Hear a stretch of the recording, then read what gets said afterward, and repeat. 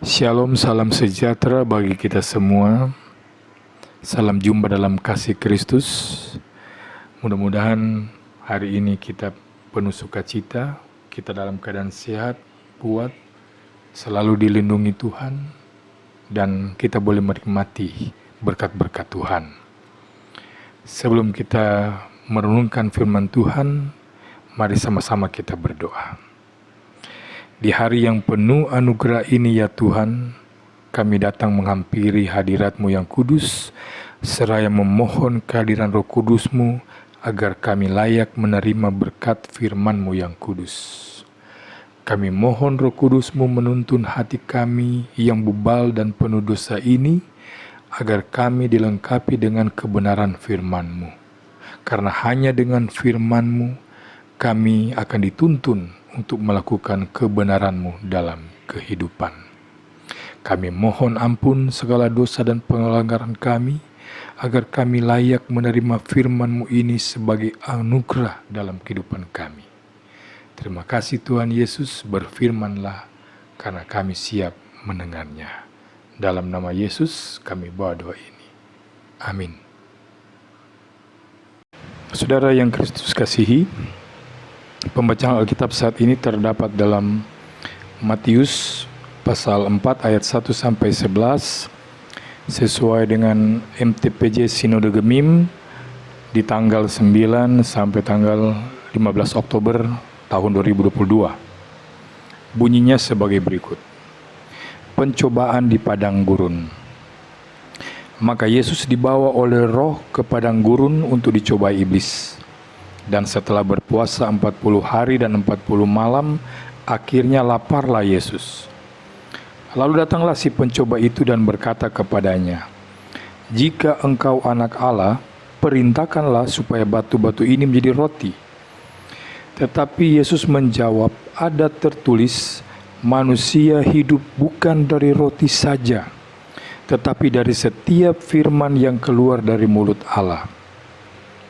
Kemudian iblis membawanya ke kota suci dan menempatkan dia di bubungan bait Allah, lalu berkata kepadanya, "Jika engkau anak Allah, jatuhkanlah dirimu ke bawah, sebab ada tertulis mengenai engkau, Ia akan memerintahkan malaikat-malaikatnya, dan mereka akan menatang engkau di atas tangannya, supaya kakimu jangan terantuk kepada batu." Yesus berkata kepadanya, "Ada pula tertulis, janganlah engkau mencobai Tuhan Allahmu." Dan iblis membawanya pula ke atas gunung yang sangat tinggi dan memperlihatkan kepadanya semua kerajaan dunia dengan kemegahannya, dan berkata kepadanya, "Semua itu akan kuberikan kepadamu jika engkau sujud menyembah aku." Maka berkatalah Yesus kepadanya, "Enyalah iblis, sebab ada tertulis, engkau harus menyembah Tuhan Allahmu, dan hanya kepada Dia sajalah engkau berbakti."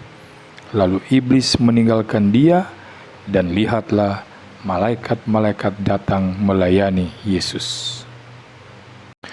Saudara-saudara yang Kristus kasihi, sebagai orang yang percaya, kita mengakui Alkitab itu amat penting, bahwa orang Kristen tidak dapat hidup tanpa firman Allah.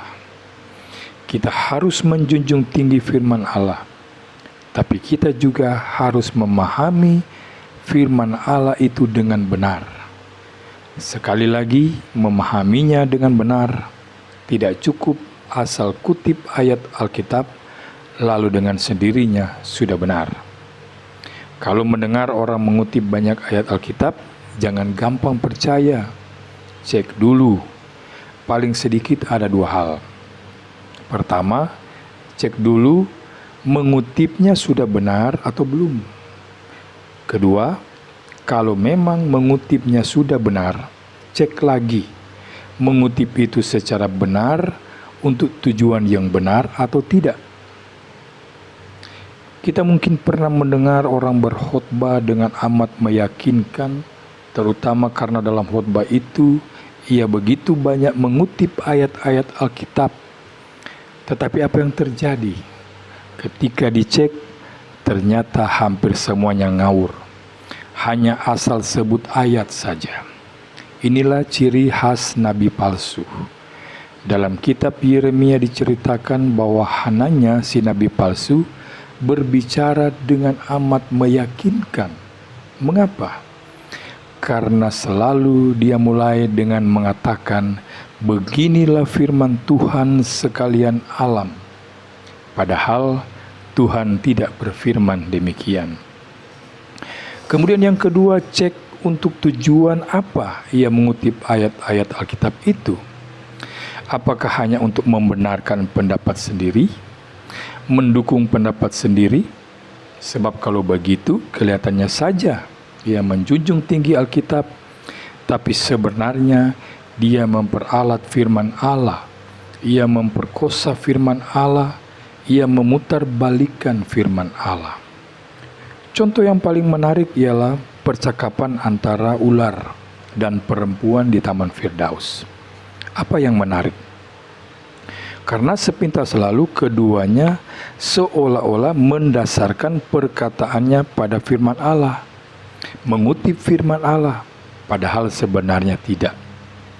Kejadian 3 ayat 1 mencatat ular mengatakan, "Tentulah Allah berfirman, semua pohon dalam taman ini jangan kamu makan buahnya, bukan?"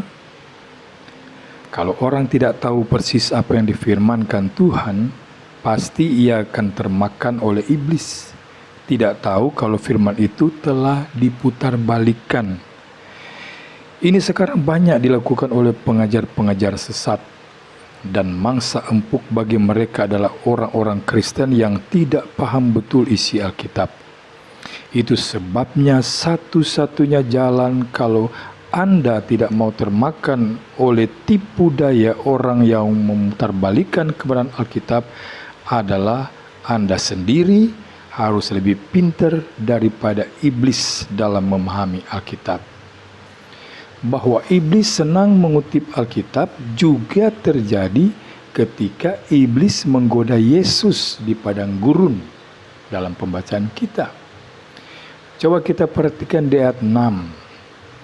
"Jika engkau anak Allah, jatuhkanlah dirimu ke bawah, sebab ada tertulis, mengenai engkau ia akan memerintahkan malaikat-malaikatnya, dan mereka akan menatang engkau di atas tangannya, supaya kakimu jangan terantuk kepada batu." Di sini iblis mengutip Mazmur 91 ayat 11 dan 12. Hebat si iblis ini, saudara. Kita saja kebanyakan mungkin tidak hafal, tapi iblis hafal. Tapi Yesus tidak terpedaya oleh iblis. Benar ayat itu memang ada dalam Alkitab, tetapi Yesus tahu bahwa iblis telah memanipulasi ayat itu untuk maksud yang jahat. Karena itu, untuk menangkisnya, ia juga memakai firman Allah, tetapi dengan tujuan yang benar. Selanjutnya Yesus berkata kepadanya, "Ada pula tertulis, janganlah engkau mencobai Tuhan Allahmu." Ini dikutip Yesus dari Ulangan 6 ayat 16. Yang mau dikatakan oleh Yesus kepada iblis adalah, benar apa yang kamu katakan itu memang ada dalam Alkitab. Tetapi kalau mau benar-benar mendasarkan diri pada kebenaran firman Allah, jangan hanya mengutip ayat sepotong-sepotong, hanya pilih yang kebetulan cocok dengan selera dan tujuanmu yang jahat itu. Baca juga yang lain, sebab ada pula tertulis. Dari 3 godaan iblis semuanya dijawab oleh Yesus dengan firman Allah. Baiklah, sekarang kita kembali pada percakapan di Taman Firdaus. Setelah ular mengutip ayat Alkitab, tetapi sengaja diputarbalikkan, perempuan itu menjawab, "Buah pohon-pohonan dalam taman ini boleh kami makan. Tetapi tentang buah pohon yang ada di tengah-tengah taman, Allah berfirman, jangan kamu makan ataupun raba buah itu, nanti kamu mati." Hampir sama dengan Yesus, tetapi tidak sama persis. Iblis menyerang dengan mengutip ayat Alkitab, Hawa membalas serangan itu dengan mengutip ayat Alkitab. Hawa mau mengoreksi, "Iblis, kamu salah. Tuhan tidak mengatakan begitu." Hawa menguasai apa yang difirmankan Tuhan. Karena itu ia tidak gampang ditipu oleh iblis. Tetapi sayangnya ada cacatnya. Hawa tidak cermat mengutip Alkitab. Hawa terkesan menambah firman Tuhan. Tuhan hanya melarang makan buah, tapi Hawa menambahkan dengan meraba saja tidak boleh. Nah saudara, mengurang-urangi firman Tuhan dengan mengatakan bahwa segala sesuatu boleh, segala sesuatu tidak apa-apa adalah salah. Tetapi melebih-lebihkan firman Tuhan dengan mengatakan bahwa apa-apa tidak boleh, ini juga salah. Mengapa? Karena dengan demikian firman Allah itu lalu menjadi beban, bukan menjadi sukacita, menjadi membelenggu yang mengikat, bukan kekuatan yang membebaskan, membuat orang Kristen menjadi picik dan fanatik, tidak luas dan simpatik. Pada Hawa terbukti akibatnya memang fatal. Hawa mulai mendengar bujukan iblis, terayu dengan godaan iblis. Kalau Tuhan sudah terasa sebagai beban, iblis lalu terasa sebagai pembebas. Hawa mulai membandingkan firman Allah dengan perkataan iblis. Dia mulai bertanya, siapa yang benar, Tuhan atau iblis? Dia tidak lagi berprinsip karena ini Tuhan yang mengatakan pasti benar. Dan akibatnya sangat fatal. Saudara-saudara, kesimpulan renungan saat ini yaitu pertama, firman Tuhan itu penting. Amat sangat penting. Firman Tuhan merupakan pedang roh bagi orang percaya. Yang kedua, tetapi jangan gampang percaya asal mendengar orang banyak mengutip Alkitab, seolah-olah orang itu sudah pasti benar. Ingat, iblis juga pandai mengutip Alkitab. Jadi, cek yang benar. Yang ketiga, kita dapat mengecek apakah itu betul atau salah kalau kita sendiri menguasai Alkitab itu dengan baik dan benar. Poin yang ketiga ini adalah kunci, saudara. Kuasai firman Allah dengan baik dan dengan benar. Sekali lagi, bukan hanya menghafal ayat-ayat Alkitab dengan baik, melainkan juga memahami Alkitab itu dengan baik dan benar. Maka yakinlah, godaan sebesar apapun dari si iblis, pasti kita dapat menangkalnya. Tuhan Yesus memberkati kita semua. Amin. Mari kita berdoa. Bapa kami dalam surga, terpujilah namamu kekal selama-lamanya, karena kasih dan kemurahan-Mu mulia dalam kehidupan kami. Kalau sampai saat ini kami terpelihara baik, ini semua bukan karena kekuatan kami, tetapi semuanya adalah berkat dan kebaikan-Mu yang dianugerahkan dalam kehidupan kami.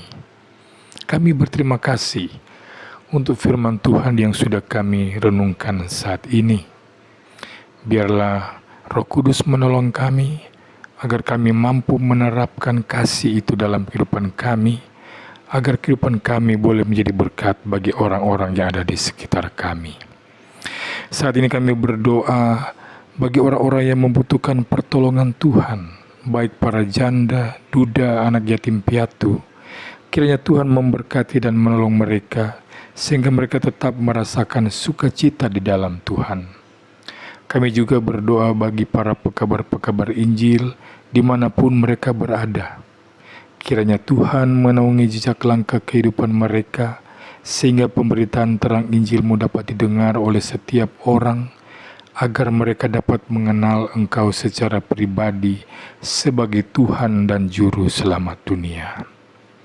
Kami juga berdoa bagi hamba-hamba Tuhan, lebih khusus di gereja kami. Kiranya Tuhan memimpin dan memberikan kekuatan baru, sehingga mereka dapat melayani Tuhan dengan segenap hati, sesuai dengan talenta yang Tuhan anugerahkan pada mereka. Kami juga berdoa untuk pemerintah bangsa dan negara kami, mulai dari pusat sampai ke pelosok pedesaan. Kiranya Tuhan memberi semangat kerja sebagai wujud dari aplikasi iman mereka kepada Tuhan sendiri. Kami juga berdoa bagi warga jemaat yang sedang sakit dan mereka yang sedang dalam pemulihan kesehatan, baik yang dirawat di rumah mereka maupun di rumah sakit. Kiranya Tuhan menyertai dan memberkati setiap obat yang digunakan sehingga mereka dapat mengalami kesembuhan dan pemulihan yang berasal dari Tuhan.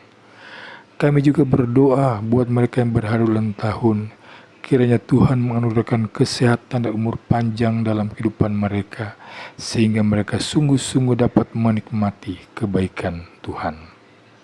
Inilah permohonan doa kami yang kami sampaikan kepadamu dalam nama Tuhan Yesus Kristus, Juru Selamat kami. Amin.